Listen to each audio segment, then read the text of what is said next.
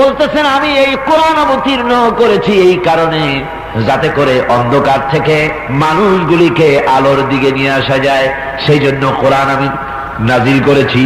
আমার ভাইয়েরা, এই কোরআন যারা আমল করবে তাদের সম্পর্কে রাসূলুল্লাহ বলেছেন, মান ক্বারাআল কুরআনা ফাস্তাজহারাহু ফাহাল্লা হালালাহু ওয়া হাররামা হারামাহু আদখালাহুল্লাহুল জান্নাহ।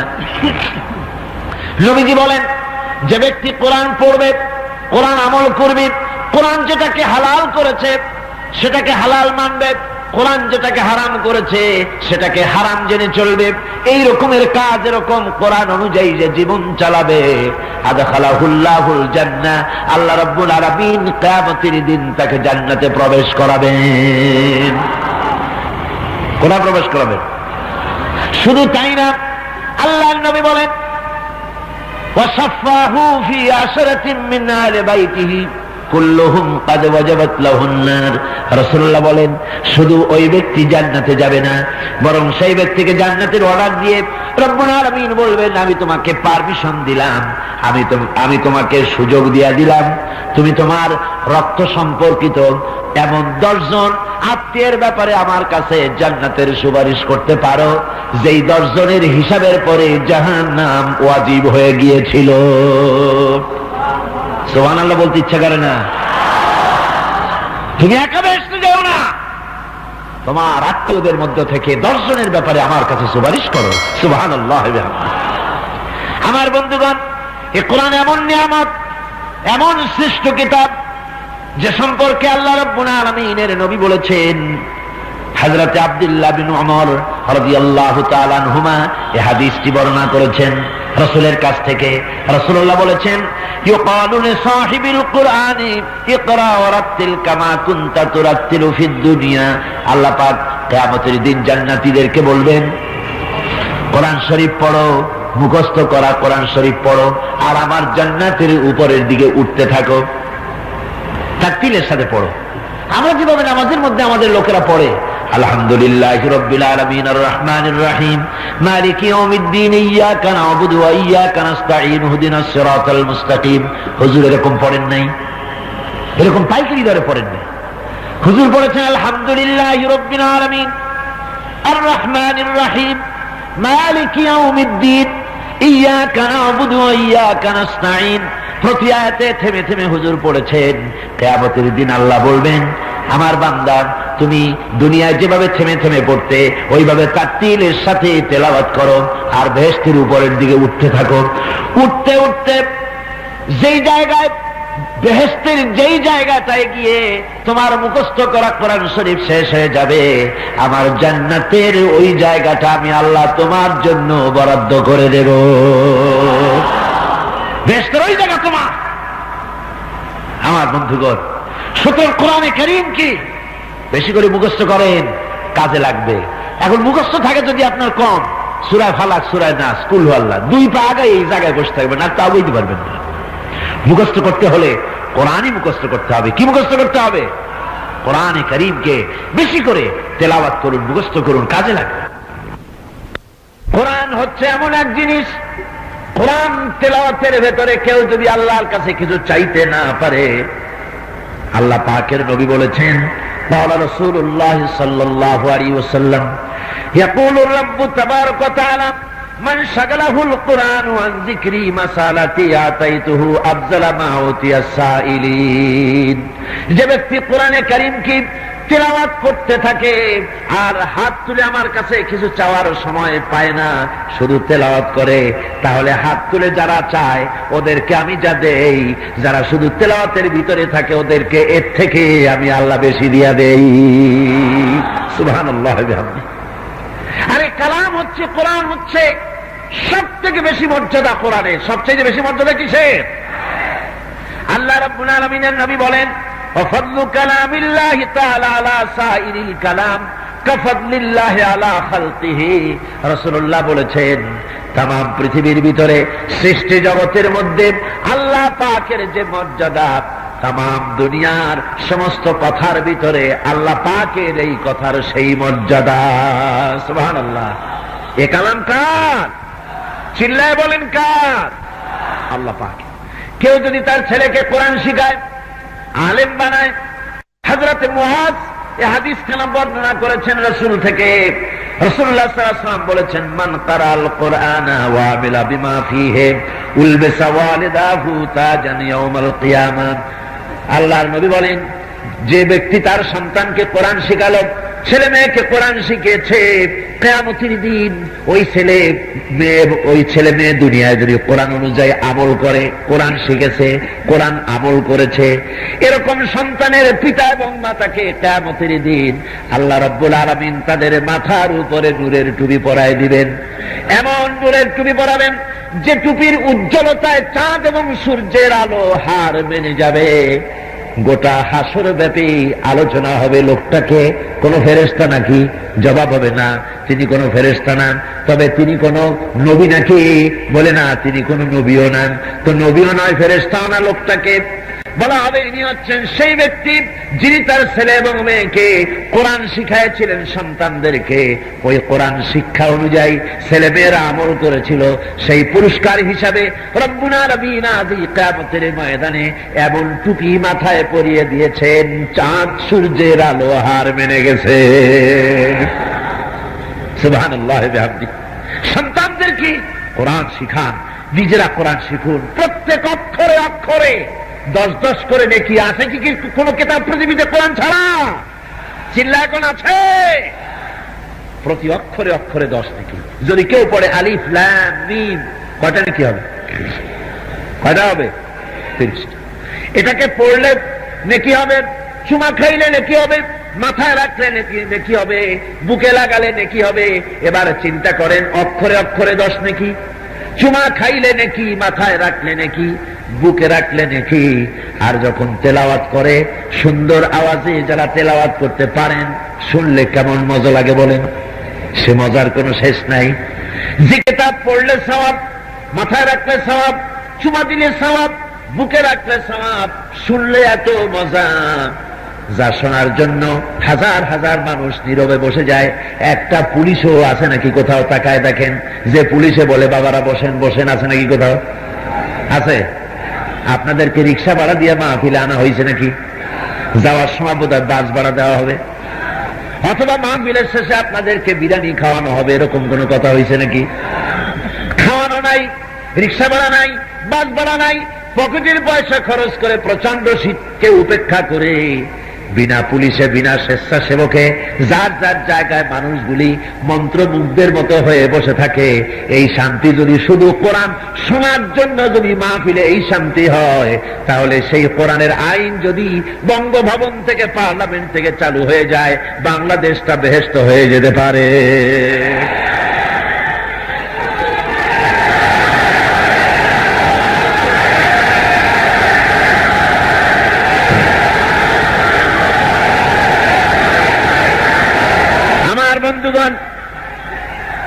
আমার বন্ধুগণ, চোখ খোলেন, কান খুলুন, প্রতারিত হওয়া থেকে মুক্ত হন, বিভ্রান্ত হবেন না। যতই খাঁটি ইসলাম, আসল ইসলাম, মদিনার ইসলাম, নবীওয়ালা ইসলাম যাই বলা হোক না কেন, আসল ইসলাম তো কোরআনের ভিতরে। কিসের মধ্যে? চিল্লাবেন কিসের ভিতরে? আর রয়েছে আমার রাসূলের মধ্যে। বলে যায়নি, বলে যাবে না, ভণ্ডামি শেষ হয়ে যাবে, কোরআনের রাস ক্রমেই চমকায় উঠবে। সুবহানাল্লাহ। বলতেছিলাম, কারো বাপের কথা বলি না, কোন মানুষের তৈরি করা কথা বলি না, সারা জীবন কথা বলেছি কোরআনের। আলহামদুলিল্লাহ, জোরে কোন আলহামদুলিল্লাহ। সুতরাং কে কোন জায়গায় কি কেরামতি করছে ওইটা আমার জানার কোনো দরকার নাই। কে ফু দিয়া পুকুরে পানিতে আগুন জ্বালাইছে তাতে আমার দরকার নাই। আমার দরকার জাহান্নামের আগুন থেকে কি করে বাঁচবো, আর সেই জাহান্নামের আগুন থেকে আমাকে বাঁচাবার পর পৃথিবীতে রাসূলুল্লাহ দেখাচ্ছেন, তার উপরে কেউ নাই। সুতরাং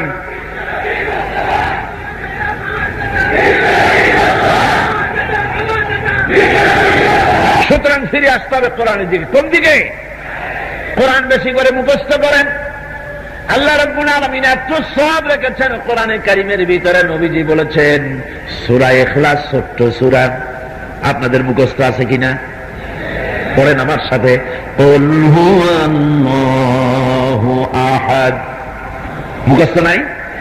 পুরুষ ছেলের মতো গলা ছাড়িয়ে দিয়ে আপনি বলেছেন, 3 বার যদি এই সূরাটি কেউ পড়ে পুরা 1 খতম কোরআন শরীফের সব আল্লাহ মোল্লামায় লিখে দিবেন। সূরা ইয়াসিন, রাসূলুল্লাহ বলেছেন, মৃত্যু ব্যক্তির কাছে বসে সূরা ইয়াসিন শোনাও।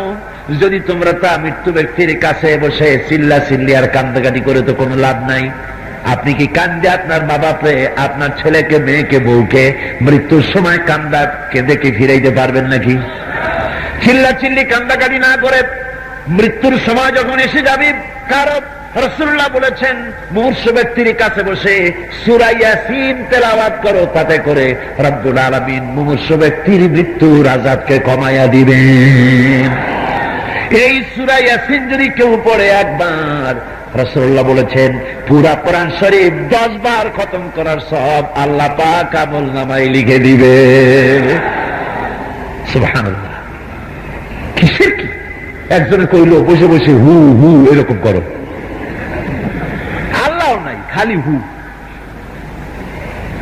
কত রকমের যে জিকির আবিষ্কার হয়েছে তা রাসূলুল্লাহ জানেন না। আস্তাগফিরুল্লাহিল আযীম। কোন আমি কি বানায় বলতেছি না? সত্য। এই সব বানানো জিকির করবেন না। কোন পীর, কোন সুফি যদি বলে এইরকম জিকির করো, হ্যাঁ করব, যদি দেখি রাসূলুল্লাহ এইরকম জিকির করেছেন। আমি কি কথা ঠিক বললাম? কোন পীর সাহেব বললেন সকালে সন্ধ্যায় এতবার লাইলা, এতবার ইল্লাল্লাহ, এতবার আল্লাহ আল্লাহ, এইভাবে জিকির করো, আমি অবশ্যই করব যদি রাসূলুল্লাহ তার জীবনে 1 ঘন্টা এরকম জিকির করে থাকেন বা রাসূলের সাহাবীরা যদি করে থাকেন, আমি অবশ্যই তা করব, সে পীরকে মানব। কিন্তু যদি কোন পীর মন গড়া, তার পীরে কি কইছে, তার দাদা পীর, তার মামু পীর, তার খালু পীর, ওনারা কি কইছেন সেইটা আমার মানা রাখবে, আমার দায় ঠেকা পড়ে নাই কোন পীরের কথা মতো আমার জীবন পরিচালনা করব। আমার জীবন পরিচালনা করব আল্লাহ এবং রাসূলের কথা মতো। এবং আমি বিশ্বাস করি কোন পীর, কোন সুফি ফু দিয়া আমার জীবনের ক্ষতি করতে পারে বা ভালো করতে পারে, আল্লাহর কসম আমি বিশ্বাস করি না। খায়রিহি ওয়া শাররিহি মিনাল্লাহি তাআলা। আমার ভালো, আমার মন্দ সব কন্ট্রোল করেন একজন, যার নাম, চিল্লায় কোন, তার নাম কি? আল্লাহ সুবহানাহু ওয়া তাআলা। কি মজার নাম আল্লাহ! এত মজার নাম আর আছে কোথাও? কি কোন আছে? আহারে কি সুন্দর নাম আল্লাহ। কোন বান্দা যদি মনের থেকে একবার যদি বলে আল্লাহ, মনের কথা আর মুখের কথা কি একরকম না? মুখের কথা আর মনের কথা এক জিনিস না। আল্লাহ ইকবাল বলেছেন, দিল সে जो बात निकलती है असर रखती है, दिल से जो बात निकलती है असर रखती है, पर नहीं मगर ताकते परवाज रखती है। दिल থেকে যে কথা বেরোয় সে কথা প্রভাব বিস্তার করে, ডানা নাই কিন্তু ওড়ার ক্ষমতা রাখে। মন থেকে, অন্তরের অন্তঃস্থল থেকে, মনের গহীন কুন্দর থেকে কোন বান্দা একবার যদি বলে আল্লাহ, আল্লাহ পাক বলেন আমি বান্দাকে 70 বার সাড়া দিয়া জিজ্ঞেস করি, বান্দা কি চাও, আমি তোমার কাছে আছি। হে আল্লাহরে ফিরিয়া, কোথায় যাও, কোন দিকে যাও? ফিরে আসো কোরআনের দিকে, ফিরে আসো হাদিসের দিকে। আসল পথ এটা। আপনারা আমারে স্বার্থপর বলতে পারতেন যদি বলতাম কোন সুফি, কোন পীরের কাছে যাইয়েন না, আমার এক পীর আছে সেই দিকে চলেন, অথবা আমি নিজে পীর, আমার কাছে আসেন, তাহলে আপনারা আমাকে স্বার্থপর অথবা অন্য কিছু ভাবতে পারতেন। আমি তো তার জিন্দিগিতে বলি নাই, বলেছি আমার সারা জীবনে বলি নাই। আমি সারা জীবন মানুষকে ডেকেছি আল্লাহর দিকে, দোয়া করেন আমার মৃত্যু, আমার জীবনের শেষ নিঃশ্বাস পর্যন্ত যেন আমি আমার আল্লাহর প্রশংসা করতে পারি, আমি আমার রাসূলের প্রশংসা করতে পারি, এবং এই রাস্তায় জীবন যেন আমার শাহাদাতের মত আল্লাহ যেন কবুল করে নেন। আমার বন্ধুগণ, আমার নবীজি বলেছেন আমি যখন এই কোরআন যখন আমি পড়েছি, জেনেরা যখন আমার মুখে এই কোরআন যখন শুনলো, ইজ সামিআতহু হাত্তা ক্বালু ইন্না সামি'না কুরআনান আজাবা। আমি যখন এই কোরআন শরীফ জেনেদের সামনে পড়লাম, জেনেরা এ কথা না বলে পারল না, ইন্না সামি'না কুরআনান আজাবা, আমরা আশ্চর্য ধরনের কোরআন শুনেছি। কারা বলল? জেনেরা। কোন যে? যাদের বয়স 500 বছর, 1000 বছর, 1500 বছর, যারা জাবুর শুনেছে, তাওরাত শুনেছে, ইনজিল শুনেছে, সেই জেনেরা বলছে ইন্না সামি'না কুরআনান আজাবা, আশ্চর্য ধরনের কোরআন শুনেছি। এমন কোরআন শুনলাম, ইয়াহদি ইলা রুশদি, কোরআন যে শুনে কোরআন তারে হেদায়েতের রাস্তা দেখায় দেয়। যদি আমলের কাম দিয়া, মনের কাম দিয়া যদি কোরআন শুনে, কোরআন তারে হেদায়েতের রাস্তা দেখায় দেয়। ফামান্না বিহি, কোরআন শুনলাম আর আমরা কোরআনের প্রতি ঈমান আনলাম। নবীজি বললেন, আমার মুখে যখন ওরা কোরআন শুনলো, সব জেনেরা পড়লো লা ইলাহা ইল্লাল্লাহু মুহাম্মাদুর রাসূলুল্লাহ। হুজুর বলেন, মান ক্বালা বিহি সাদাকা। আমি তিরমিজির হাদিস আপনাদেরকে শোনাচ্ছি। রাসূলুল্লাহ বলেন, মান ক্বালা বিহি সাদাকা, এই কোরআন দিয়া যারা কথা বলে কেবলমাত্র তারাই সত্য কথা বলে। শুনতেছেন কথা? কান খুলে শোনেন। মান ক্বালা বিহি সাদাকা, এই কোরআন দিয়া যারা কথা বলে তারাই সত্য কথা বলে। কিসসা কাহিনী, গালগপ্প নয়, আমদানির কোন হুজুর কেবলার কিরামতি নয়। এই কোরআন থেকে যারা কথা বলে তারাই সত্য কথা বলে। সুবহানাল্লাহ। কারণ এই কোরআন আসছে কার কাছ থেকে? আল্লাহ রাব্বুল আলামিন বলেন, ওয়ামান আসদাকু মিনাল্লাহি কিলা, আমি আল্লাহর চাইতে সত্যবাদী আর কে হতে পারে? সেই সত্যবাদীর কাছ থেকে এসেছে কোরআন। মান ক্বালা বিহি সাদাকা, এই কোরআন থেকে যারাই কথা বলে তারাই সত্য কথা বলে। ওয়ামান আমিলা বিহি উজরা, আর এই কোরআন থেকে যারা আমল করে তাদেরকে পুরস্কৃত করা হয়, দুনিয়ায় পুরস্কার দেওয়া হয়, আখিরাতে জাহান্নাম থেকে মুক্তি দেওয়া হয়। ওমান হাকামা বিহি আদালা, আর কোরআন থেকে যারা বিচার ফয়সালা করে তারাই কেবল জাস্টিস কায়েম করে, সুবিচার কায়েম করে। জোরে বলেন সুবহানাল্লাহ। কোরআনের বিচার হলো আসল বিচার। কোরআনের বিচার কি বিচার? আসল বিচার, ন্যায় বিচার, সুষ্ঠু বিচার, আসল বিচার কোরআন এর কাছে। যেহেতু মানুষ তৈরি করেছেন যিনি, তিনি জানেন মানুষের অপরাধ প্রবণতা, আর সেই অপরাধ প্রবণতা দূর করার জন্য শাস্তিটা কেমন হওয়া উচিত তা স্রষ্টাই ভালো জানেন, তার থেকে কেউ ভালো জানতে পারে না। এক পিতার একটা সন্তান আছে, ছেলে আছে, মেয়েও আছে। মেয়ে সুন্দরী, ছেলেও স্বাস্থ্যবান যুবক। বাপ তো মনেই করতে পারে এই মেয়েটা আর একবারই দেব, শাশুড়ির গালমন্দ শুনবে, পয়সাও খরচ করা হবে, তার থেকে আমার ছেলের কাছে মেয়ে দিলি তো হয়। নিজের ছেলের কাছে নিজের মেয়ে বিয়ে দেওয়া যাবে না, এটা কিসের ব্যাপার? ফতোয়ার ব্যাপার, ফতোয়ার ব্যাপার। গরুর গোশত খাই, দাম অনেক বেশি। কুত্তা তো রাস্তায় রাস্তায় পাওয়া যায়, শুয়ার তো পাওয়া যায়, তে খাই না কেন?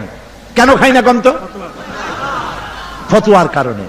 ফতোয়া যদি না থাকতো, আপনারা যারা ফতোয়ার বিরুদ্ধে রায় দিয়েছেন আপনারা বাস্টার্ড হতেন, মুসলমান থাকতেন না। ফতোয়ার কারণেই মুসলমান আমরা আছি এবং থাকবো। ফতোয়া দিয়া কোর্ট নিয়ন্ত্রণ হবে না, বরং কোর্ট দিয়া ফতোয়া নিয়ন্ত্রণ করা যাবে না, ফতোয়া দিয়েই কোর্ট নিয়ন্ত্রিত হবে ইনশাআল্লাহ। কারণ ফতোয়া আল্লাহর। ফতোয়া কার? জোরে বলুন কার? এই ফতোয়া কোনো চেয়ারম্যান দিতে পারবে না, শুনে রাখুন। কোন চেয়ারম্যান ফতোয়া দিতে পারবে না, কোন মুন্সি মৌলবী ফতোয়া দিতে পারবে না। ফতোয়া দিতে পারবে যারা মুফতি, যাদের নামের আগে আছে, তারাই দিবে ফতোয়া। কাজী গ্রামে গঞ্জে কে কোন ফতোয়া দিল আর তাই দিয়ে আপনারা এজ এ হোল ফতোয়া বন্ধ করে দিবেন, এই পাগলামি করা চলবে না। আপনারা ফতোয়া বন্ধ করেছেন, মাদ্রাসা বন্ধ করেছেন, আলেম পিটাইছেন, মসজিদ না বানাইয়া মূর্তি বানাইছেন। আমি নারায়ণগঞ্জে ঢোকার সময় দেখলাম একটা থানা না কিসের সামনে কত যে মূর্তির কল্লা বানানো হয়েছে। নাউজুবিল্লাহ, বলেন নাউজুবিল্লাহ। কোন মুসলমানে পারে মূর্তি বানাইতে? হিন্দুরা তাদের, শুনুন ভালো করে, হিন্দুরা, বৌদ্ধরা, খ্রিস্টানেরা তারা তাদের উপাসনালয় একটা নয়, একটার জায়গায় 1000 মূর্তি বানাবে, আমাদের কোনো আপত্তি নেই। কিন্তু 13 কোটি মুসলমানের দেশে মুসলমানদের রিবেলিয়ন নিয়ে, মুসলমানদের বুকের উপরে, রাজধানী শহরের উপরে, শহরে নগরে মূর্তি বানানো, গভর্নমেন্টের টাকা দিয়ে মূর্তি বানানো যাবে না, যাবে না। সমস্ত মূর্তি ভেঙে ফেলা হবে। শুধু পূজার জন্য, সাংবাদিক ভাইদের বলছি উল্টাপাল্টা লিখবেন না, যে মূর্তি সব ভেঙে ফেলাবে। ভালো করে লিখবেন, সমস্ত পূজার জন্য, অমুসলিমদের ইবাদতের জন্য যত খুশি মূর্তি বানাক, ইসলামের কোনো আপত্তি নাই। আপত্তি হলো আমার পয়সা নিয়ে, আমার ট্যাক্স নিয়ে, রেভিনিউ নিয়ে আমার বুকের উপরে মূর্তি বানাবেন, সহ্য করা হবে না। নবী করিম সাল্লাল্লাহু আলাইহি ওয়াসাল্লামকে প্রশ্ন করা হয়েছে, লিমা বুইস্তা, কেন পৃথিবীতে প্রেরিত হয়েছেন, কেন আপনাকে পাঠানো হয়েছে? হুজুর বলেছেন, বুইস্তু লিকাসরিল আসনাম, পৃথিবীতে এসেছি মূর্তি ধ্বংস করার জন্য।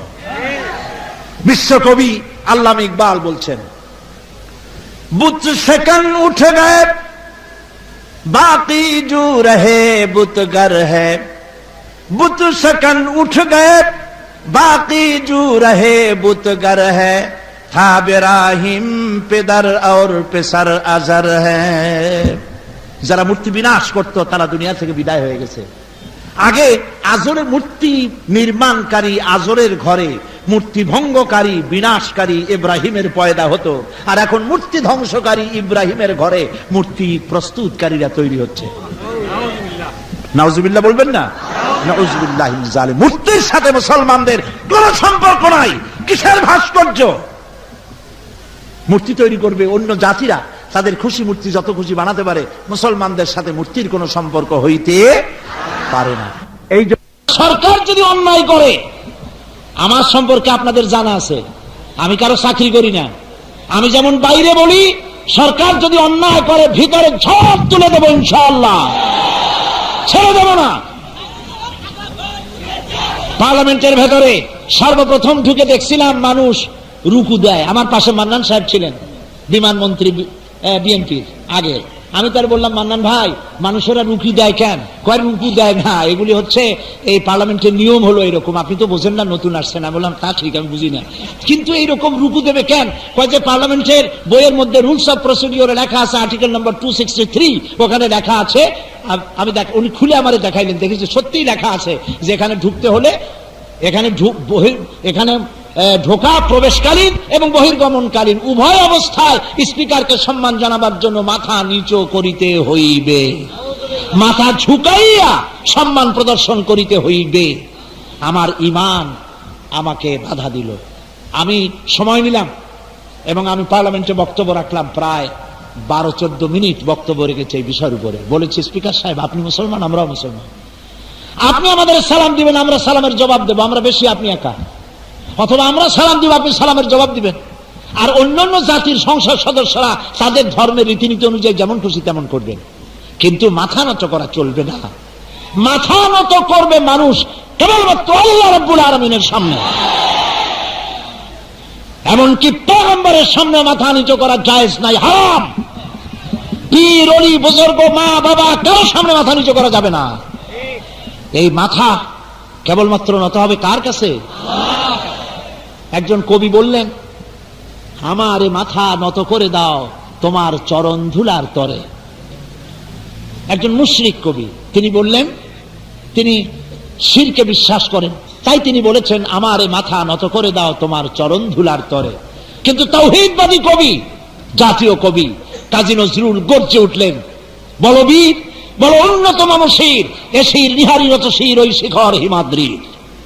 আমার মাথা কারো চরণ ধুলার তরে নত হয় না, আমার মাথা উঠতে থাকে, আকাশ বাতাস ইথার ফুড়ে, 7 আকাশ ফুড়ে আমার মাথা গিয়ে ঠেকে আরশের সাথে।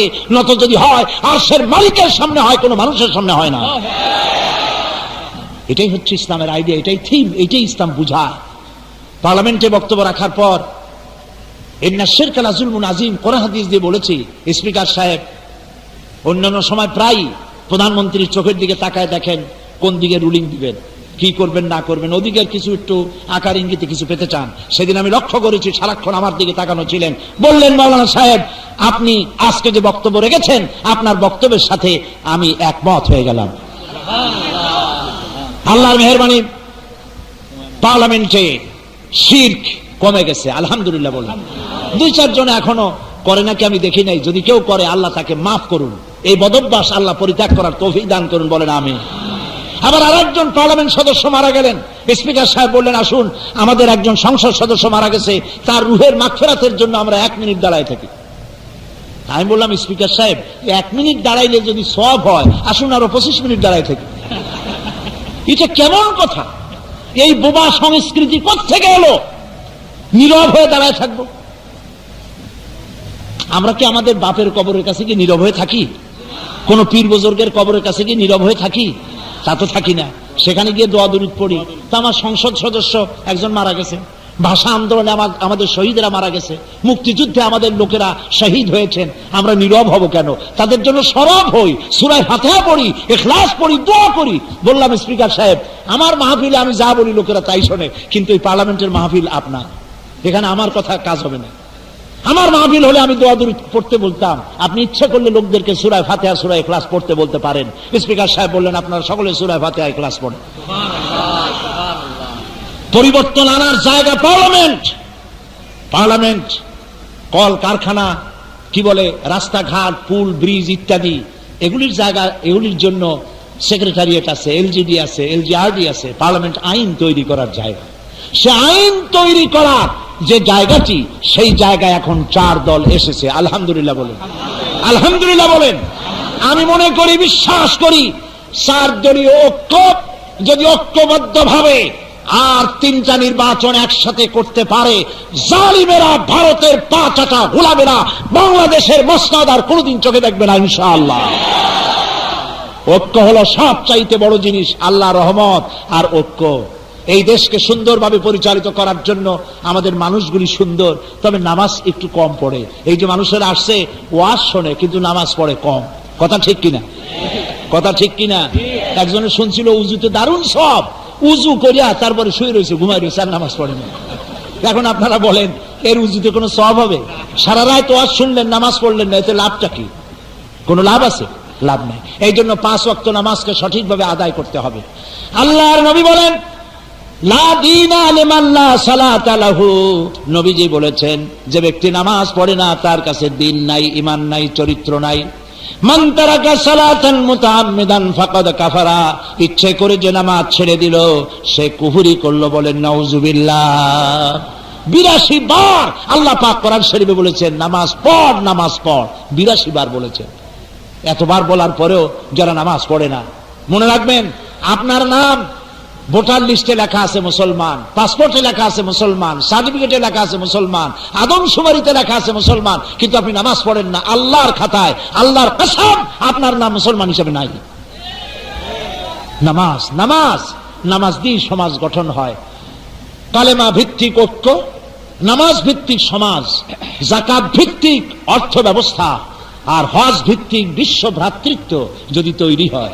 আবার বলি, নামাজ ভিত্তিক, কলেমা ভিত্তিক ঐক্য, কলেমা ভিত্তিক ঐক্য, নামাজ ভিত্তিক সমাজ, যাকাত ভিত্তিক অর্থনীতি, আর হজ ভিত্তিক বিশ্ব ভ্রাতৃত্ব যদি আমরা তৈরি করতে পারি, সারা দুনিয়ার নেতৃত্ব মুসলমানদের পায়ের উপরে চুমো খাবে ইনশাআল্লাহ। বলি, বলেন ইনশাআল্লাহ। সবাই ঐক্যবদ্ধ থাকুন। সন্ত্রাসীদেরকে ধরিয়ে দিন, সন্ত্রাসীদেরকে পুলিশে সোপর্দ করুন, গোপন করবেন না। যেই হোক সন্ত্রাসী, আমি তো আমার এলাকায় এসপিডিসি কে বলেছি, সন্ত্রাসী গ্রেফতার করার পর যদি তাকে কেউ তদবির করে ছাড়াইতে আসে, তারেও গ্রেফতার করো। সর্বশেষ কথা, বাংলাদেশ সাম্প্রদায়িক সম্প্রীতির দেশ। আলহামদুলিল্লাহ কোন? চিল্লায় বলেন আলহামদুলিল্লাহ। পৃথিবীর একমাত্র দেশ বাংলাদেশ, যার সহস্র বছরের সাম্প্রদায়িক সম্প্রীতির ঐতিহ্য রয়েছে। আমাদের দেশে সাম্প্রদায়িক দাঙ্গা কখনো হয় নাই, কোন আলহামদুলিল্লাহ। নির্বাচনের পর যখন 4 দলীয় ঐক্যজোট জিতে গেল, ওরা তখন প্রতিহিংসা পূরণের জন্য দুর্গা পূজাকে কাজে লাগাইল। বলল এদের উপর অত্যাচার হয়, মারামারি হয়, এই হচ্ছে সেই হচ্ছে। দেখা গেল ওদের লোকেরাই ওদেরকে ভয় দিচ্ছে। এদেশে সাম্প্রদায়িক সম্প্রীতি অক্ষুণ্ণ আছে, অক্ষুণ্ণ থাকবে। কারণ আল্লাহর নবী বলেছেন, সংখ্যাগরিষ্ঠ মুসলিম এলাকায় যারা সংখ্যালঘু তারা মুসলমানদের কাছে আমানত। এই আমানতের উপরে যারা জুলুম করবে, তাদের উপরে যারা অত্যাচার করবে, কিয়ামতের দিন আমি মুহাম্মদ সাল্লাল্লাহু আলাইহি ওয়াসাল্লাম মুসলমানদের বিরুদ্ধে আল্লাহর দরবারে মামলা দায়ের করব। এই কথা পৃথিবীতে আর কেউ বলে নাই। সেই জন্য আমার দেশের হিন্দু, খ্রিস্টান, বৌদ্ধ ভাইয়েরা ব্যবসা বাণিজ্য সব আরামসে করছে, বিয়ে শাদী ওঠা বসা সব তারা সঠিকভাবে করছে। সুতরাং যা হচ্ছে আগে যারা ক্ষমতায় ছিলেন তাদের লোকেরাই করছে। শাহরিয়ার কবির গ্রেফতার হয়েছেন, পত্র পত্রিকা আমরা দেখতে পাচ্ছি তিনি যা করেছেন তা সবগুলি সাম্প্রদায়িক সম্প্রীতিকে বিনষ্ট করার জন্য করেছেন, ঠিক কিনা? সুতরাং আপনারা সতর্ক থাকুন, সাম্প্রদায়িক সম্প্রীতিকে বজায় রাখুন, বজায় ছিল আরো সুদৃঢ় করুন। এবং এইখানে শিরক এবং বিদআত মুক্ত সমাজ গড়তে হবে। এক শ্রেণীর লোক বের হয়েছে যারা নিজেদের নামের আগে সম্রাট লাগায়, সম্রাট, আর এরপরে মুহাম্মাদি ইসলামের পুনর্জীবন দারকারী বলে। নাউজুবিল্লাহ বলে, নাউজুবিল্লাহ। মুহাম্মদ সাল্লাল্লাহু আলাইহি ওয়াসাল্লামের ইসলাম ডুবলো কবে? দুটি কথা এখানে। মুহাম্মদ সাল্লাল্লাহু আলাইহি ওয়াসাল্লামের ইসলামের পুনর্জীবন দানকারী। প্রথম কথা হলো মুহাম্মদ সাল্লাল্লাহু আলাইহি ওয়াসাল্লামের কোনো ইসলাম নাই, ইসলাম আল্লাহ। যারা বলেন ইসলাম কার? মুহাম্মদ সাল্লাল্লাহু আলাইহি ওয়াসাল্লাম সেইটার প্রচারক। আর পুনর্জীবন দানকারী তুমি কে? মৃত্যু হলো কবে? আর পুনর্জীবন দিতে তুমি কে এসেছো? নামের আগে সম্রাট বসাইয়া নিজেকে অহংকারী হিসেবে প্রমাণ করেছো। সুতরাং শিরক এবং বিদআতকারীদের সাথে মুসলমানদের কোনো সম্পর্ক থাকতে পারে না, এমন কথাও তিনি বলেন। তার নাম আমি জানি না, যে সব জায়গায় যে বিভিন্ন জায়গায় আশিকে রাসূল ইত্যাদি লিখে টেকে দেওয়ালে দেওয়ালে লেখা হয়, তিনি বলেন আমার মাহফিলের ভিতরে আল্লাহ এসে মোনাজাত করে। নাউজুবিল্লাহ মিন যালিক। আল্লাহ মোনাজাত করে কার কাছে? নাউজুবিল্লাহ বলে। বাড়ির নাম রাখছে বাবে রহমত, যেই বাড়ির মধ্যে তিনি তার পরিবারের লোকেরা পেশাব করে পায়খানা করে, ওই বাড়ির নাম বাবে রহমত। নাউজুবিল্লাহ। সুতরাং শিরক এবং বিদআতপন্থীদের সাথে মুসলমানদের কোনো সম্পর্ক থাকতে পারে না। হকপন্থী আলেম ওলামাদের সাথে থাকুন, হকপন্থী আলেম ওলামাদের সাথে থাকুন, ইসলামী আন্দোলনের সাথে থাকুন। আল্লাহ পাক সকলকে তৌফিক দিন, জোরে বলেন আমিন। নামাজ জীবনে আর ছাড়বো না, এই ওয়াদা কি করা যাবে? এই নারায়ণগঞ্জ বছরের পর বছর তাফসীর করা হয়েছে, আলহামদুলিল্লাহ বলেন। আমাকে আপনারা দেখেছেন, তাফসীর করেছি। জনাব আলহাজ মহিউদ্দিন সাহেব এখন আছেন, মোল্লা খবিরউদ্দিন সাহেব, আরো অনেকে আছেন, আমি সকলের নাম তো মুখস্থ নাই, সব আমার কাছে বসা, এই সামনেই তারা বসে আছেন। ওনাদের নেতৃত্বে কোরআন শরীফের তাফসীরে মাহফিল হয়েছে, কত হিন্দু মুসলমান হয়েছে, কত বেপর্দা নারী পর্দা গ্রহণ করেছে, বছরের পর বছর মাহফিল চলেছে, এত মানুষ হয়েছে, চিলড্রেন পার্কের সেই বিশাল ওয়াল গেট ভাঙ্গে পড়ে গিয়েছে। শহীদ প্রেসিডেন্ট জিয়াউর রহমান সাহেব এই নারায়ণগঞ্জ তাফসীর মাহফিল আমার পাশে বসে আমার তাফসীর শুনেছেন, মনে আছেন আপনাদের? আল্লাহ তাকে বেহেশত নসিব করুন, বলেন আমিন।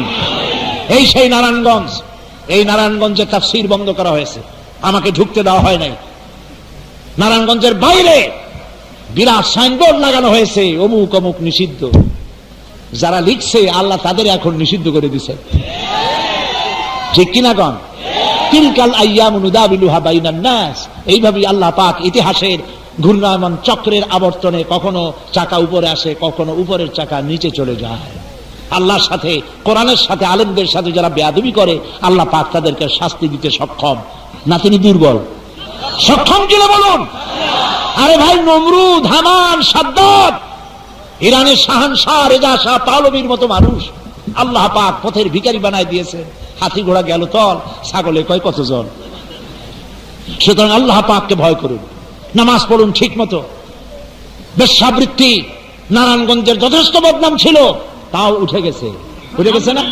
জোরে বলেন আলহামদুলিল্লাহ। নারায়ণগঞ্জের শেরদিন, নারায়ণগঞ্জের সিংহ পুরুষেরা আবার জাগ্রত হও। তাফসীর মাহফিল, সিরাত মাহফিল প্রতিদিন এই জায়গায় উচ্চারিত হোক আল্লাহর আওয়াজ, কোরআনের আওয়াজ, কালেমার আওয়াজ। আর যারা দুর্নীতিবাজ, ভারতের গোলাম, যারা দেশকে ভারতের কাছে বিক্রি করতে চায়, শিরক এবং বিদআতে যারা নিমজ্জিত করতে চায়, তাদের থেকে নারায়ণগঞ্জকে মুক্ত করে নূরগঞ্জ আল্লাহ বানায় দিন। জোরে বলেন আমিন, জোরে বলেন আমিন।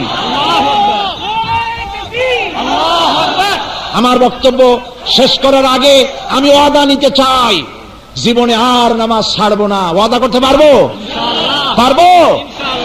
সবাই দুহাত উঁচু করে বলেন ইয়া আল্লাহ, সোচ্চারে বলেন ইয়া আল্লাহ, তোমার পবিত্র নামে পবিত্র সিরাত মাহফিলে দুহাত উঁচু করে তোমার নামে কসম করি, তোমার নামে ওয়াদা করি, তোমার নামে শপথ করি, যতক্ষণ পর্যন্ত মালাকুল মউত আমার মাথার কাছে না আসতেছে ততক্ষণ পর্যন্ত, বলেন ততক্ষণ পর্যন্ত ফরজ নামাজ, ফরজ রোজা, শরীয়তের ওজর ছাড়া আর ছেড়ে দেব না, আর ছেড়ে দেব না, আর ছেড়ে দেব না। এবার চিৎকার দিয়া বলেন ইয়া আল্লাহ, আমার আজকের এই ওয়াদা আমার মৃত্যু পর্যন্ত আমাকে পালন করার তৌফিক দাও। আমিন আমিন ইয়া রাব্বাল আলামিন। হাত নামান, আমরা মুনাজাত করব। মুনাজাতের আগে কেউ নড়বেন না। মুনাজাতের আগে আমাদের সম্মানিত মাননীয় দুইজন মন্ত্রী এখানে উপস্থিত আছেন, স্থানীয় সংসদ সদস্য আছেন, মাননীয় সংসদ সদস্য। আলহামদুলিল্লাহ, দীর্ঘক্ষণ ধরে আপনারা গুরুত্বপূর্ণ বক্তব্য মাননীয় মন্ত্রী মহোদয়ের মুখে এবং স্থানীয় মাননীয় সংসদ সদস্যদের মুখে গুরুত্বপূর্ণ কথা আলোচনা শুনেছেন। এখন আমরা দোয়া করব। মুনাজাতের আদব হলো বসা, যদি পারেন দাঁড়ানো ভাইরা বসুন। মুনাজাতের পর এশার নামাজ আমাদের সামনে, এত বড় জামাত আমরা কোথাও পাবো না এখন গিয়ে। সুতরাং যাদের অজু আছে তারা মুনাজাতের পর কাতার দিয়ে দাঁড়ায় গেলে আমরা এশার নামাজটা জামাতে আদায় করতে পারবো, তাতে করে আল্লাহ পাকের রহমত আমরা লাভ করতে পারবো। আমরা বলি আলহামদুলিল্লাহ। এখানে সকলেই খুব গুরুত্বপূর্ণ কথা বলেছেন, বিশেষ করে মাননীয় সংসদ সদস্য জনাব গিয়াসউদ্দিন সাহেব যে কথাটি বলেছেন আমার কাছে দারুণ ভালো লেগেছে। তিনি বলেছেন রাস্তাঘাটের উন্নয়ন কাদের জন্য? মানুষের জন্য। সেই মানুষের চরিত্রের উন্নয়ন যদি না হয় তো রাস্তাঘাট করে কি লাভটা কি? কথাটা খুবই গুরুত্বপূর্ণ। এখন মানুষের চরিত্রের উন্নয়ন হবে কি দিয়ে? মানুষের চরিত্র তৈরি করার জন্য কোনো ফ্যাক্টরি নাই। কাপড় তৈরি করার টেক্সটাইল মিল আছে, যে কোনো জিনিস তৈরি করার ফ্যাক্টরি আছে, কিন্তু চরিত্র তৈরি করার ফ্যাক্টরি একটা আছে। সেই ফ্যাক্টরি তৈরি করেছেন জনাবে মুহাম্মদ রাসূলুল্লাহ সাল্লাল্লাহু আলাইহি ওয়াসাল্লাম। সেই ফ্যাক্টরি হচ্ছে মাদ্রাসাগুলি, সেই ফ্যাক্টরি হচ্ছে কোরআন হাদিসের শিক্ষা। সেই কোরআন হাদিসের শিক্ষা সকলকে গ্রহণ করতে হবে। আজ যত মুসলমান এখানে হাজির হয়েছেন আমি সকলকে বিনয়ের সাথে আরজ করব, কোরআন শরীফ বাংলা ভাষায় এখন পাওয়া যায়। আমার প্রিয় মাতৃভাষা বাংলা ভাষা। এই ভাষায় বাংলায় কোরআন শরীফের তাফসীর হয়েছে তাফহিমুল কোরআন, তাফসীর হয়েছে ফি জিলালিল কোরআন, তাফসীর হয়েছে মারিফুল কোরআন, তাফসীরে আশরাফি, অনেক তাফসীর বাংলা ভাষায় পাওয়া যায়। আপনারা মেহেরবানি করে কোরআন শরীফের তাফসীর কিনবেন। নবী করিম সাল্লাল্লাহু আলাইহি ওয়াসাল্লামের প্রত্যেকটি হাদিস হীরকখণ্ড তুল্য। একটা হাদিস যদি এক পাল্লা রাখা হয়, সারা দুনিয়া যদি এক পাল্লা রাখা হয়, একটা হাদিসের সমতুল্য হবে না। নবী করিম সাল্লাল্লাহু আলাইহি ওয়াসাল্লামের অসংখ্য হাদিস বাংলা ভাষায় ছাপা হয়েছে, ইসলামের সাহিত্য ছাপা হয়েছে, ইসলামের সাহিত্যের সম্ভার ছেড়ে দেওয়া হয়েছে। আমি আপনাদেরকে অনুরোধ করব, বেশি করে আপনারা কোরআন শরীফ পড়ুন, তাফসীর পড়ুন, হাদিস পড়ুন, আর আপনাদের যুবক ছেলেদেরকে দ্বীনের পথে পরিচালিত করার জন্য চেষ্টা করুন। এখানে দুজন মাননীয় মন্ত্রী আমাদের পাশে আছেন।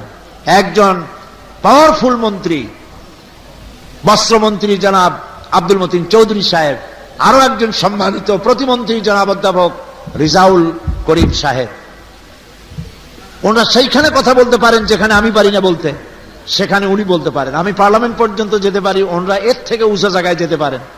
আমি পার্লামেন্টে তুলব, ওনাদেরকে অনুরোধ করব যুবকদের চরিত্রকে ভালো বানাবার জন্য অশ্লীল ছায়াছবি, অশ্লীল চিত্র তুলে দিতে হবে। এখনো দেওয়ালে দেওয়ালে এমন সব সিনেমার পোস্টার টানানো যা কোনো বাবা তার মেয়েকে রিকশায় করে যাওয়ার সময় এই দৃশ্য চোখে পড়লে পরে বাপের চক্ষু বন্ধ হয়ে যায়। সুতরাং আওয়ামী লীগ ক্ষমতায় থাকার আমলে সেন্সরশিপ কি একটা অভিনয় আইন, অভিনয় নিয়ন্ত্রণ আইন, এই অভিনয় নিয়ন্ত্রণ আইনকে তারা তুলে ফেলে দিয়েছিল। যার কারণে যেমন খুশি তেমন অভিনয় করে সেগুলির ছবি ছাপিয়ে দেওয়া হয়, পোস্টার করে দেওয়ালে দেওয়ালে। কি করে যুবক ছেলে, উঠতি বয়সের ছেলেমেয়ের চরিত্র ভালো হবে কি করে? এই ছেলেদের চরিত্র ভালো বানাতে হলে ফেন্সিডিল, জুয়া, যে কথা বস্ত্রমন্ত্রী মহোদয় বলেছেন, তিনি সমাজের নার্ভে হাত দিয়েছেন, আসল কথা বলেছেন। এই জুয়া, ফেন্সিডিল কেন হয়? এগুলি আমদানি হয় ডিসেন্টিনার মাধ্যমে, ছবি দেখে তারপরে এগুলি তারা ভোগ করে। এগুলি কেমনে আসে বাংলাদেশে সেগুলি দেখতে হবে, সেই পথকে বন্ধ করতে হবে। সিঙ্গাপুরের মতো একটি অমুসলিম দেশ, ছোট্ট একটি দেশ, তারা ডিসেন্টিনার ভেতরে খারাপ ছবিগুলি তারা নিয়ন্ত্রণ করে। তারা তার দেশবাসীকে বলেছে স্পোর্টস, ওয়াইল্ড লাইফ এবং ন্যাশনাল জিওগ্রাফি, এই ধরনের নিউজ, এইগুলি ছবি ছাড়া কোন বাজে ছবি ডিসেন্টিনার মাধ্যমে তারা সিঙ্গাপুরে ঢুকতে দেয় না, তারা বন্ধ করে দিয়েছে। আমরা পৃথিবীর মধ্যে দ্বিতীয় বৃহত্তম মুসলিম দেশ, আমার দেশের ডিসেন্টিনার মাধ্যমে বাজে ছবি দেখতে দেওয়া হবে না। এবং যত সিনেমার মালিকদেরকে আপনারা বলে দিবেন কোন অশ্লীল ছবি, পোস্টার দেওয়ালে টানানো যাবে না। শুধু পতিতালয় উচ্ছেদ করলে হবে না, জিনা করার পথ বন্ধ করতে হবে। কারণ আল্লাহ পাক বলেছেন ওয়ালা তাকরাবুজ জিনা ইন্নাহু কানা ফাহিশাতান ওয়া সা সাবিলা। জিনা করা তো দূরের কথা, জিনার কাছেও যেও না। জিনার কাছে যাওয়ার জন্য রুট হচ্ছে অশ্লীল নাচ, অশ্লীল গান, অশ্লীল ছায়াছবি, ডিসেন্টিনার মাধ্যমে সব ব্লু ফিল্ম হাবিজাবি দেখানো হয়। এর দ্বারা জাতির চরিত্র নষ্ট হয়ে যায়। সুতরাং জাতীয় চরিত্র বিল্ড আপ করতে হলে জওয়ান, আমাদের যুবকরা আমাদের সম্পদ, আমাদের বাড়তি জনশক্তি, আমাদের অ্যাসেট। এগুলি বার্ডেন নয়, এগুলি অ্যাসেট। এদেরকে কর্মীর হাতে পরিণত করতে হবে, চরিত্রবান বানাতে হবে। এই চরিত্রবান বানাতে হলে অন্যায় পথের রাস্তায় ব্যারিকেড দিতে হবে। একজন মৌলভী সাহেব ছিলেন, কথায় কথা আসলে এখনই মোনাজাত করব। তার একটা ছাগলকে বলছে, এই ছাগল শোন, এই হলো আমার জমিন, এইখানে যা আছে খাবি, এর বাইরের জমিন আমার না। পরের জমিনের বেগুনের ক্ষেত যদি খাস কবিরা গুনাহ হবে, কিয়ামতে দোজখে যাবি। ছাগলের কান ধরে ছাড়িয়ে দিছে, এই ছাগলা বুঝছিস? ছাগলে ব্যথা পায়ে মাথা নাড়া দিছে। মৌলভী সাহেব মনে করছে বুঝছে। এখন ছাগলে কি কবিরা গুনাহ বুঝে? সে যেই সুযোগ পেয়েছে পরের জমিনের বেগুনের ক্ষেত খাইছে। এরপরে ছাগলের জেল হয়ে গেল। ছাগলের জেল বোঝেন তো কোন জায়গা? খোয়ারে নিয়ে গেছে। 3 দিন পর্যন্ত খুঁজে পাওয়া যায় না। যখন খবর এলো মুখ খোয়ারে, বেচারা জরিমানা দিয়া খোয়ার থেকে ছাগল বাইর করিয়া সারা রাস্তায় কান ধরে টানতে টানতে আনছে মরার ছাগলা। এত বললাম পরের জমিনের ক্ষেত খাইলে কবিরা গুনাহ হয়, তাও খাইনি, আর খাবি? কান ধরে দিছে টান, ব্যথা পাইয়া ছাগলে মাথা নাড়া দিছে। ও মনে করছে যে আর বুঝি খাবে না। কি বলেন, খাবে না? আবার যদি সুযোগ পায় জম্মের খাওয়া খাবে, কারণ 3 দিনের না খাওয়া। যুবকদেরকে ভালো বানাইতে হইলে খারাপ পথ বন্ধ করতে হবে। এয়ারপোর্টে বসে পেশাব করার জায়গা নাই, দাঁড়ায় পেশাব করবেন। এখন লেখা আছে বসে পেশাব করতে হবে, দাঁড়ায় পেশাব করা মুসলমানের কাম না। এখন আপনি যদি বসে পেশাব করার ব্যবস্থা না করেন, লোকটা কি পেট ফুলে মরবে নাকি? আগে তো ব্যবস্থা করবেন। এই জন্য যুবক খারাপ হতে পারে। এই ফেন্সিডিল আসে কি করে? বর্ডার টাইট করতে হবে। ফেন্সিডিল যারা বিক্রি করে ফ্যানের সাথে ঝুলাইয়া সারাদিন পিটান। মাইরের চাই বড় ওষুধ নাই, বাপের নাম ভুলায় দেন।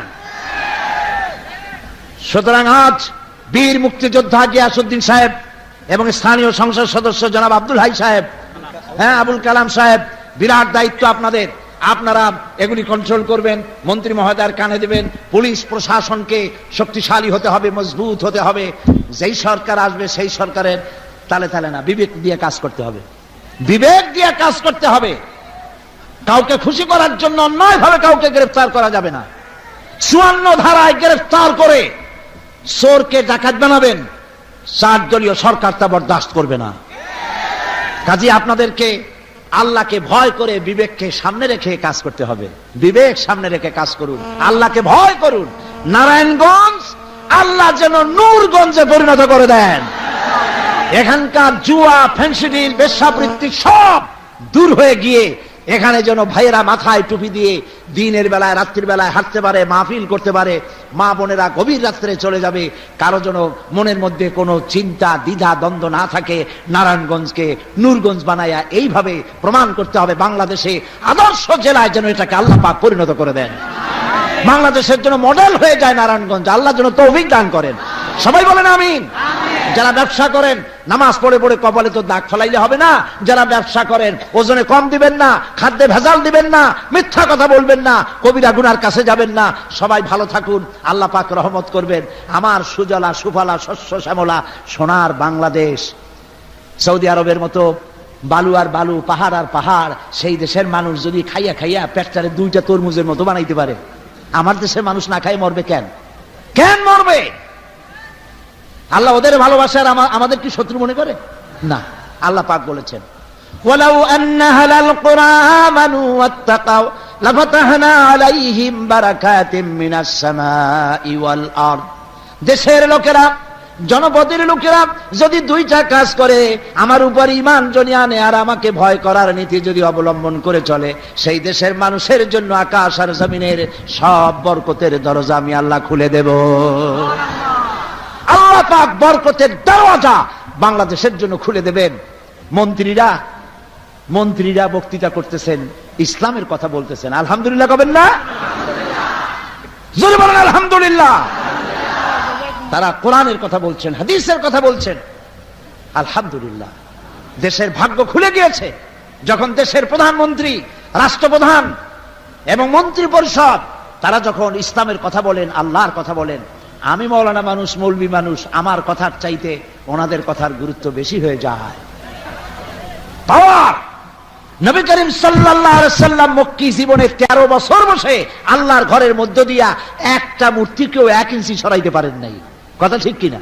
কিন্তু মদিনায় আসলেন, রাষ্ট্রপতি হলেন, ইসলামী রাষ্ট্র হাতে এলো, মক্কা দখল করলেন, একখানা লাঠি হাতে ছিল, আল্লাহর ঘরের মধ্যে প্রবেশ করে মূর্তিগুলির মাথায় আঘাত হানলেন।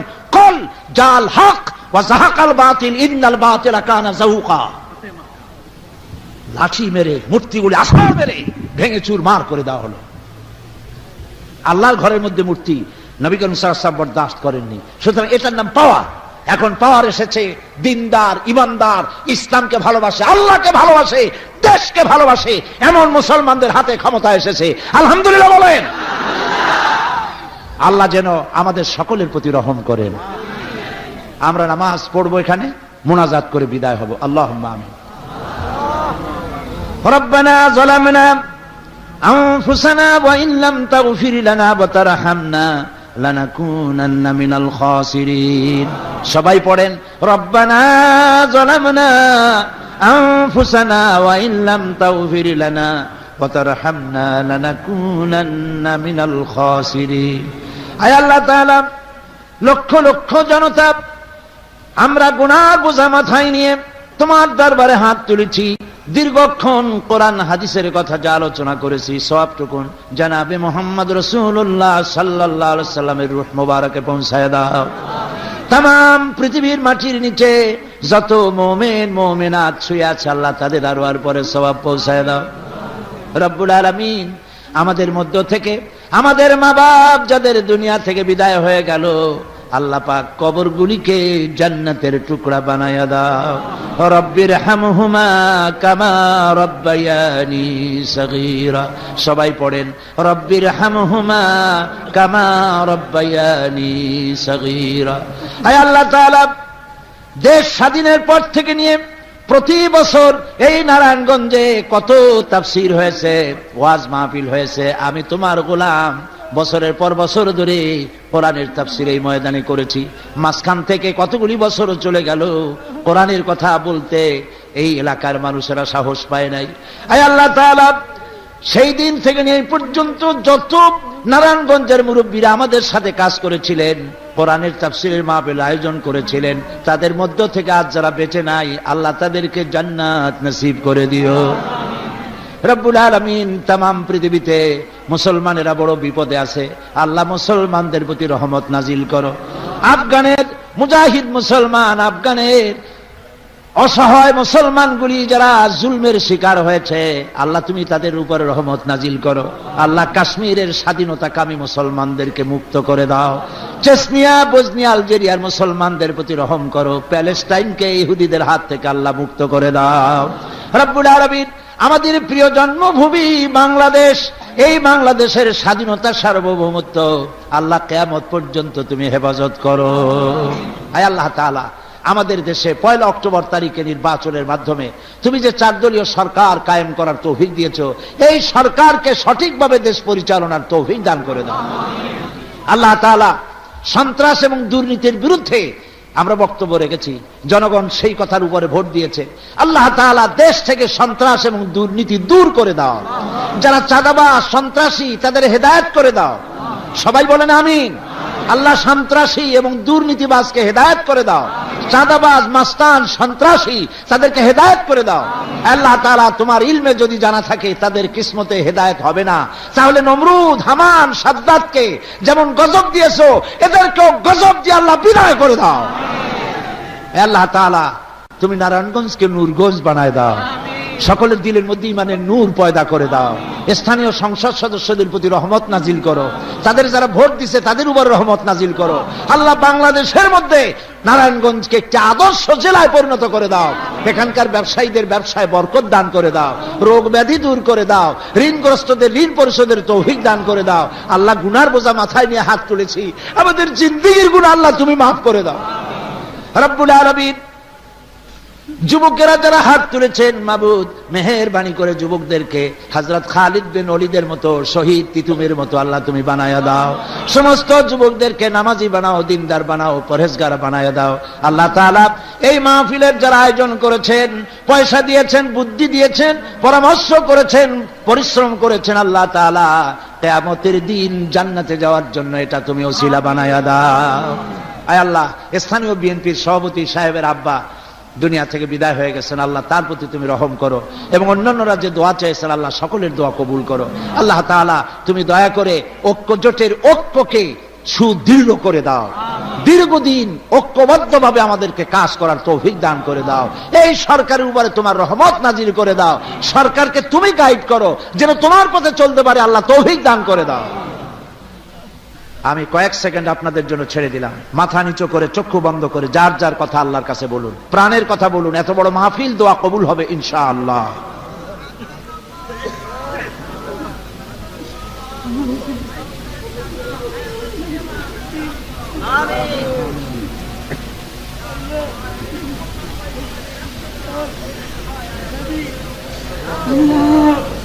আপনারা জনাব মহিউদ্দিন সাহেবের জন্য দোয়া করুন। দীর্ঘদিন তিনি মক্কা শরীফে থেকেছেন, তিনি যেন এখন এইখানে থেকে ইসলামের খেদমত করতে পারেন, আল্লাহ তৌফিক দান করে দিন।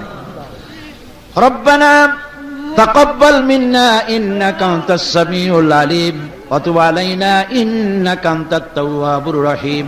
সুবহানা রাব্বিকা রাব্বিল ইজ্জাতি আম্মা ইয়াসিফুন ওয়া সালামুন আলাল মুরসালিন ওয়ালহামদুলিল্লাহি রাব্বিল আলামিন। ওয়াজআল আখিরা কালিমাতিন ইনদাল মাউত লা ইলাহা ইল্লাল্লাহু মুহাম্মাদুর রাসূলুল্লাহ। অন্ধকার বাড়তেছে, আর আল্লাহ রাব্বুল আলামিন বলতেছেন, আমি এই কোরআন অবতীর্ণ করেছি এই কারণে যাতে করে অন্ধকার থেকে মানুষগুলিকে আলোর দিকে নিয়ে আসা যায়। সেই জন্য কোরআন আমি নাজিল করেছি। আমার ভাইয়েরা, এই কোরআন যারা আমল করবে তাদের সম্পর্কে রাসূলুল্লাহ বলেছেন, মান ক্বারাআল কুরআনা ফাস্তাজহারাহু ফাহাল্লা হালালাহু ওয়া হাররামা হারামাহু আদখালাহুল্লাহুল জান্নাহ। নবীজি বলেন, যে ব্যক্তি কোরআন পড়বে, কোরআন আমল করবে, কোরআন যেটাকে হালাল করেছে সেটাকে হালাল মানবে, কোরআন যেটাকে হারাম করেছে সেটাকে হারাম জেনে চলবে, এই রকমের কাজ এরকম কোরআন অনুযায়ী যে জীবন চালাবে, আদখালাহুল্লাহুল জান্নাহ, আল্লাহ রাব্বুল আলামিন কিয়ামতের দিন তাকে জান্নাতে প্রবেশ করাবেন। কোরআন প্রবেশ করাবেন। শুধু তাই না, আল্লাহর নবী বলেন, ওয়াসাফাহু ফি আশরাতিন মিন আহলি বাইতিহি কুল্লুহুম কাদ ওয়াজাবাত লাহুন নার। রাসূলুল্লাহ বলেন, শুধু ওই ব্যক্তি জান্নাতে যাবে না, বরং সেই ব্যক্তিকে জান্নাতের অর্ডার দিয়ে রব্বুল আলামিন বলবেন, আমি তোমাকে পারমিশন দিলাম, আমি তোমাকে সুযোগ দিয়ে দিলাম, তুমি তোমার রক্ত সম্পর্কিত এমন 10 জন আত্মীয়ের ব্যাপারে আমার কাছে জান্নাতের সুপারিশ করতে পারো, যেই 10 জনের হিসাবের পরে জাহান্নাম ওয়াজিব হয়ে গিয়েছিল। সুবহানাল্লাহ বলতে ইচ্ছা করে না? তুমি একা বেহেশতে যাও না, তোমার আত্মীয়দের মধ্য থেকে 10 জনের ব্যাপারে আমার কাছে সুপারিশ করো। সুবহানাল্লাহ। আমার বন্ধুগণ, এই কোরআন এমন নিয়ামত, এমন শ্রেষ্ঠ কিতাব, যে সম্পর্কে আল্লাহ রাব্বুল আলামিনের নবী বলেছেন, হযরত আব্দুল্লাহ বিন উমর রাদিয়াল্লাহু তাআলা আনহুমা এই হাদিসটি বর্ণনা করেছেন রাসূলের কাছ থেকে। রাসূলুল্লাহ বলেছেন, ইউকালু লিসাহিবিল কুরআনি ইকরা ওয়ারাত্তিল কামা কুনতা তুরাত্তিলু ফিদ দুনিয়া। আল্লাহ পাক কিয়ামতের দিন জান্নাতীদেরকে বলবেন, কোরআন শরীফ পড়ো, মুখস্থ করা কোরআন শরীফ পড়ো, আর আমার জান্নাতের উপরের দিকে উঠতে থাকো, তাকতিলের সাথে পড়ো। আমরা যেভাবে নামাজের মধ্যে আমাদের লোকেরা পড়ে, আলহামদুলিল্লাহি রাব্বিল আলামিন আর রহমানির রহিম মালিকি ইয়াউমিদ্দিন ইয়্যাকা না'বুদু ওয়া ইয়্যাকা নাস্তাঈন ইহদিনাস সিরাতাল মুস্তাকিম। হুজুর এরকম পড়েন নাই? এরকম পাইকারি দরে পড়েন নাই? হুজুর পড়েছেন আলহামদুলিল্লাহি রাব্বিল আলামিন আর রহমানির রহিম মালিকি ইয়াউমিদ্দিন ইয়্যাকা না'বুদু ওয়া ইয়্যাকা নাস্তাঈন। প্রতি আয়াতে থেমে থেমে হুজুর পড়েছেন, কিয়ামতের দিন আল্লাহ বলবেন, আমার বান্দা তুমি দুনিয়ায় যেভাবে থেমে থেমে পড়তে, ওইভাবে তারতিলের সাথে তেলাওয়াত করো, আর বেহেশতের উপরের দিকে উঠতে থাকো। উঠতে উঠতে যেই জায়গায়, বেহেশতের যেই জায়গাটায় গিয়ে তোমার মুখস্থ করা কোরআন শরীফ শেষ হয়ে যাবে, আমার জান্নাতের ওই জায়গাটা আমি আল্লাহ তোমার জন্য বরাদ্দ করে দেব। বেহেশতের ওই জায়গা তোমার।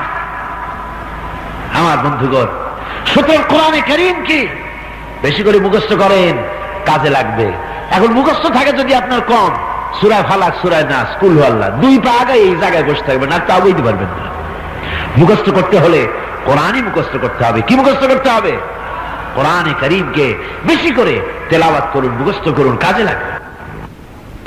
কোরআন হচ্ছে এমন এক জিনিস, কোরআন তেলাওয়াতের ভেতরে কেউ যদি আল্লাহর কাছে কিছু চাইতে না পারে, আল্লাহ পাকের নবী বলেছেন, قال رسول الله صلى الله عليه وسلم يقول الرب تبارك وتعالى من شغله القرآن عن ذكري مسالتي آتيته أفضل ما أوتي السائلين। যে ব্যক্তি কোরআনে কারীম কি তেলাওয়াত করতে থাকে আর হাত তুলে আমার কাছে কিছু চাওয়ার সময় পায় না, শুধু তেলাওয়াত করে, তাহলে হাত তুলে যারা চায় ওদেরকে আমি যা দেই, যারা শুধু তেলাওয়াতের ভিতরে থাকে ওদেরকে এর থেকে আমি আল্লাহ বেশি দিয়া দেই। সুবহানাল্লাহ। আরে কালাম হচ্ছে, কোরআন হচ্ছে সব থেকে বেশি মর্যাদা। কোরআনের সবচেয়ে বেশি মর্যাদা কিসের? আল্লাহ রাব্বুল আলামিনের নবী বলেন, وفضل كلام الله تعالى على سائر الكلام كفضل الله على خلقه।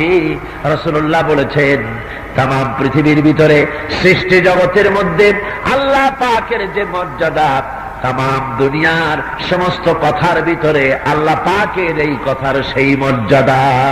সুবহানাল্লাহ। এ কালাম কার? চিল্লায় বলেন কার? আল্লাহ পাক। কেউ যদি তার ছেলেকে কোরআন শিখায়, আলেম বানায়, হযরত মুআজ এই হাদিস খানা বর্ণনা করেছেন রাসূল থেকে। রাসূলুল্লাহ সাল্লাল্লাহু আলাইহি ওয়াসাল্লাম বলেছেন, মান কারাল কুরআনা ওয়া আমিলা বিমা ফীহি উলবিসা ওয়ালিদাহু তাজান ইয়াউমাল কিয়ামাহ।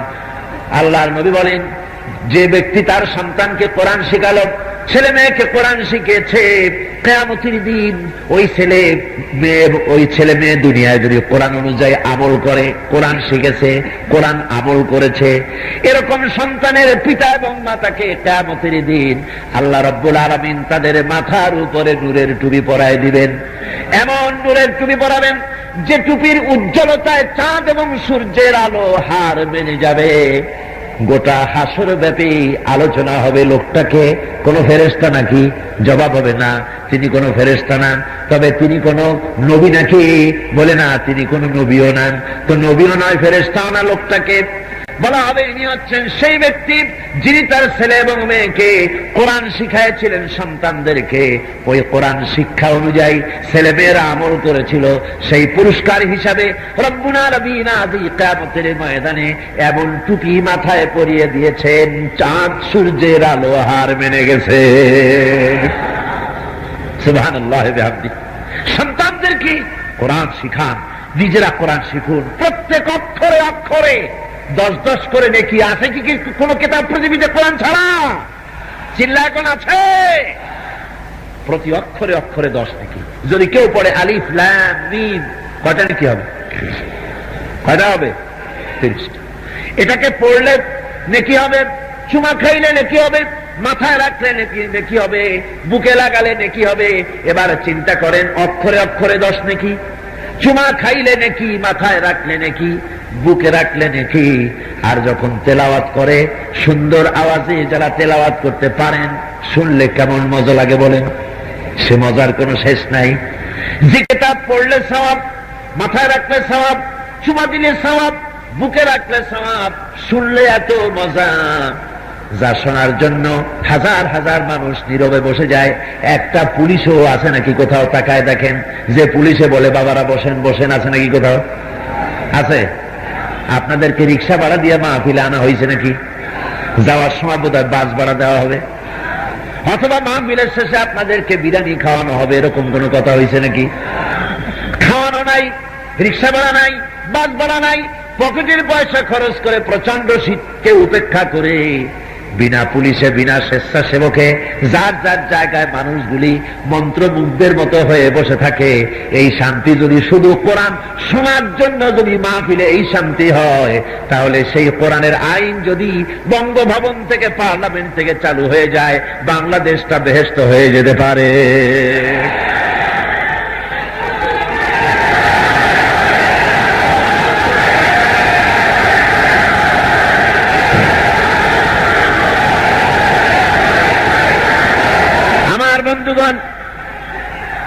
আমার বন্ধুগণ, চোখ খোলেন, কান খুলুন, প্রতারিত হওয়া থেকে মুক্ত হন, বিভ্রান্ত হবেন না। যতই খাঁটি ইসলাম, আসল ইসলাম, মদিনার ইসলাম, নবীওয়ালা ইসলাম যাই বলা হোক না কেন, আসল ইসলাম তো কোরআনের ভিতরে। কিসের মধ্যে?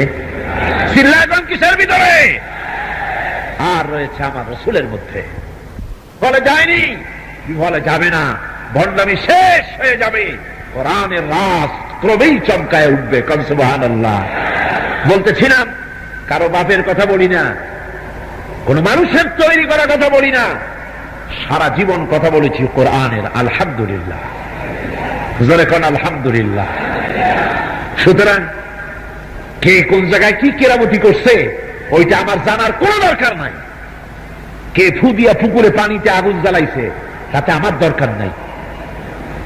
আমার দরকার জাহান্নামের আগুন থেকে কি করে বাঁচবো, আর সেই জাহান্নামের আগুন থেকে আমাকে বাঁচাবার পর পৃথিবীতে রাসূলুল্লাহ দেখাচ্ছেন, তার উপরে কেউ নাই। সুতরাং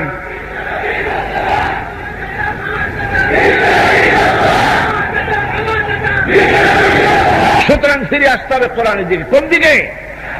কোরআন বেশি করে মুখস্থ করেন। আল্লাহ রাব্বুল আলামিন এত সওয়াব রেখেছেন কোরআনে কারীমের ভিতরে। নবীজি বলেছেন সূরা ইখলাস ছোট্ট সূরা, আপনাদের মুখস্থ আছে কিনা? পড়েন আমার সাথে, কুল হুয়াল্লাহু আহাদ। মুখস্থ নাই? পুরুষ ছেলের মতো গলা ছাড়িয়ে দিয়ে কি বলেছেন, 3 বার যদি এই সূরাটি কেউ পড়ে, পুরা 1 খতম কোরআন শরীফের সওয়াব আল্লাহ মোল্লামায় লিখে দিবেন। সূরা ইয়াসিন, রাসূলুল্লাহ বলেছেন মৃত্যু ব্যক্তির কাছে বসে সূরা ইয়াসিন শোনাও। যদি তোমরা তা মৃত্যু ব্যক্তির কাছে বসে চিল্লা চিল্লি আর কান্দাকাটি করে তো কোনো লাভ নাই। আপনি কি কান্দে আপনার মা বাপে, আপনার ছেলেকে, মেয়েকে, বউকে মৃত্যুর সময় কান্দা কেঁদে কি ফিরাইতে পারবেন নাকি? চিল্লা চিল্লি কান্দাকাটি না করে মৃত্যুর সময় যখন এসে যাবে, কারণ রাসূলুল্লাহ বলেছেন মুমূর্ষ ব্যক্তির কাছে বসে সূরা ইয়াসিন তেলাওয়াত করো, তাতে করে রব্বুল আলামিন মুমূর্ষ ব্যক্তির মৃত্যুর আযাবকে কমায়া দিবেন। এই সূরা ইয়াসিন যদি কেউ পড়ে একবার, রাসূলুল্লাহ বলেছেন পুরা কোরআন শরীফ 10 বার খতম করার সওয়াব আল্লাহ পাক আমলনামায় লিখে দিবে। সুবহানাল্লাহ। কিসের কি? একজনে কইল বসে বসে হু হু এরকম করো, আল্লাহ নাই, খালি হু। কত রকমের যে জিকির আবিষ্কার হয়েছে তা রাসূলুল্লাহ জানেন না। আস্তাগফিরুল্লাহিল আযীম। কোন আমি কি বানায় বলতেছি না? সত্য। এইসব বানানো জিকির করবেন না। কোন পীর কোন সুফি যদি বলে এইরকম জিকির করো, হ্যাঁ করব, যদি দেখি রাসূলুল্লাহ এইরকম জিকির করেছেন। আমি কি কথা ঠিক বললাম? কোন পীর সাহেব বললেন সকালে সন্ধ্যায় এতবার লা ইলাহা, এতবার ইল্লাল্লাহ, এতবার আল্লাহ আল্লাহ, এইভাবে জিকির করো, আমি অবশ্যই করব যদি রাসূলুল্লাহ তার জীবনে 1 ঘন্টা এরকম জিকির করে থাকেন বা রাসূলের সাহাবীরা যদি করে থাকেন, আমি অবশ্যই তা করব, সে পীরকে মানব। কিন্তু যদি কোন পীর মন গড়া, তার পীরে কি কইছে, তার দাদা পীর, তার মামু পীর, তার খালু পীর, ওনারা কি কইছেন সেইটা আমার মানা রাখবে, আমার দায় থাকা পড়ে নাই কোন পীরের কথা মতো আমার জীবন পরিচালনা করব। আমার জীবন পরিচালনা করবো আল্লাহ এবং রাসূলের কথা মতো। এবং আমি বিশ্বাস করি কোন পীর কোন সুফি ফু দিয়া আমার জীবনের ক্ষতি করতে পারে বা ভালো করতে পারে, আল্লাহর কসম আমি বিশ্বাস করি না। খাইরিহি ওয়া শাররিহি মিনাল্লাহ তাআলা। আমার ভালো আমার মন্দ সব কন্ট্রোল করেন একজন, যার নাম চিল্লায় কম, তার নাম কি? আল্লাহ সুবহানাহু ওয়া তাআলা। কি মজার নাম আল্লাহ! এত মজার নাম আর আছে কোথাও? কি কোন আছে? আহারে কি সুন্দর নাম আল্লাহ। কোন বান্দা যদি মনের থেকে একবার যদি বলে আল্লাহ, মনের কথা আর মুখের কথা কি একরকম না? মুখের কথা আর মনের কথা এক জিনিস না। আল্লামা ইকবাল বলেছেন, দিল সে जो बात निकलती है असर रखती है, दिल से जो बात निकलती है असर रखती है, पर नहीं मगर ताकते परवाज रखती है। দিল থেকে যে কথা বেরোয় সে কথা প্রভাব বিস্তার করে, ডানা নাই কিন্তু ওড়ার ক্ষমতা রাখে। মন থেকে, অন্তরের অন্তঃস্থল থেকে, মনের গহীন কুন্দর থেকে কোন বান্দা একবার যদি বলে আল্লাহ, আল্লাহ পাক বলেন আমি বান্দাকে 70 বার সাড়া দিয়া জিজ্ঞেস করি, বান্দা কি চাও, আমি তোমার কাছে আছি। হে আল্লাহর প্রিয়া, কোথায় যাও? কোন দিকে যাও? ফিরে আসো কোরআনের দিকে, ফিরে আসো হাদিসের দিকে। আসল পথ এটা। আপনারা আমারে স্বার্থপর বলতে পারতেন যদি বলতাম কোন সুফি কোন পীরের কাছে যাইয়েন না, আমার এক পীর আছে সেই দিকে চলেন, অথবা আমি নিজে পীর আমার কাছে আসেন, তাহলে আপনারা আমাকে স্বার্থপর অথবা অন্য কিছু ভাবতে পারতেন। আমি তো তার জিন্দিগিতে বলি নাই, বলেছি আমার সারা জীবনে বলি নাই। আমি সারা জীবন মানুষকে ডেকেছি আল্লাহর দিকে, দোয়া করেন আমার মৃত্যু, আমার জীবনের শেষ নিঃশ্বাস পর্যন্ত যেন আমি আমার আল্লাহর প্রশংসা করতে পারি, আমি আমার রাসূলের প্রশংসা করতে পারি, এবং এই রাস্তায় জীবন যেন আমার শাহাদাতের মত আল্লাহ যেন কবুল করে নেন। আমার বন্ধুগণ, আমার নবীজি বলেছেন, আমি যখন এই কোরআন যখন আমি পড়েছি, জেনেরা যখন আমার মুখে এই কোরআন যখন শুনলো, ইজ সামিআতহু হাত্তা ক্বালু ইন্না সামি'না কুরআনান আজাবা। আমি যখন এই কোরআন শরীফ জেনেদের সামনে পড়লাম, জেনেরা এ কথা না বলে পারল না, ইন্না সামি'না কুরআনান আজাবা, আমরা আশ্চর্য ধরনের কোরআন শুনেছি। কারা বলল? জেনেরা। কোন যে? যাদের বয়স 500 বছর, 1000 বছর, 1500 বছর, যারা জাব্বুর শুনেছে, তাওরাত শুনেছে, ইনজিল শুনেছে, সেই জেনেরা বলছে ইন্না সামি'না কুরআনান আজাবা, আশ্চর্য ধরনের কোরআন শুনেছি। এমন কোরআন শুনলাম ইয়াহদি ইলা রুশদি, কোরআন যে শুনে কোরআন তারে হেদায়েতের রাস্তা দেখায় দেয়। যদি আমলের কান দিয়া, মনের কান দিয়া যদি কোরআন শুনে, কোরআন তারে হেদায়েতের রাস্তা দেখায় দেয়। ফামান্না বিহি, কোরআন শুনলাম আর আমরা কোরআনের প্রতি ঈমান আনলাম। নবীজি বললেন, আমার মুখে যখন ওরা কোরআন শুনল, সব জেনেরা পড়লো লা ইলাহা ইল্লাল্লাহু মুহাম্মাদুর রাসূলুল্লাহ। হুজুর বলেন, মান ক্বালা বিহি সাদাকা। আমি তিরমিজির হাদিস আপনাদেরকে শোনাচ্ছি। রাসূলুল্লাহ বলেন, মান ক্বালা বিহি সাদাকা। এই কোরআন দিয়া যারা কথা বলে কেবলমাত্র তারাই সত্য কথা বলে। শুনতেছেন কথা? কান খুলে শোনেন। মান ক্বালা বিহি সাদাকা, এই কোরআন দিয়া যারা কথা বলে তারাই সত্য কথা বলে। কিসসা কাহিনী গালগপ্প নয়, আমদানির কোন হুজুর কেবলা কিরামতি নয়। এই কোরআন থেকে যারা কথা বলে তারাই সত্য কথা বলে। সুবহানাল্লাহ। কারণ এই কোরআন আসছে কার কাছ থেকে? আল্লাহ রাব্বুল আলামিন বলেন, ওয়ামান আসদাকু মিনাল্লাহি কিলা। আমি আল্লাহর চাইতে সত্যবাদী আর কে হতে পারে?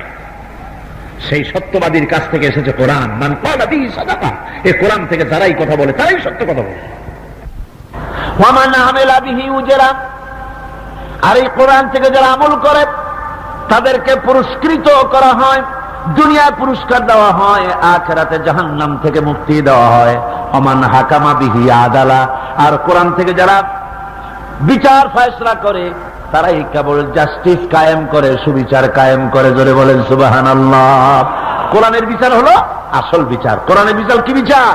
আসল বিচার, ন্যায় বিচার, সুষ্ঠু বিচার, আসল বিচার কোরআন এর কাছে। যেহেতু মানুষ তৈরি করেছেন যিনি, তিনি জানেন মানুষের অপরাধ প্রবণতা, আর সেই অপরাধ প্রবণতা দূর করার জন্য শাস্তিটা কেমন হওয়া উচিত তা স্রষ্টাই ভালো জানেন, তার থেকে কেউ ভালো জানতে পারে না।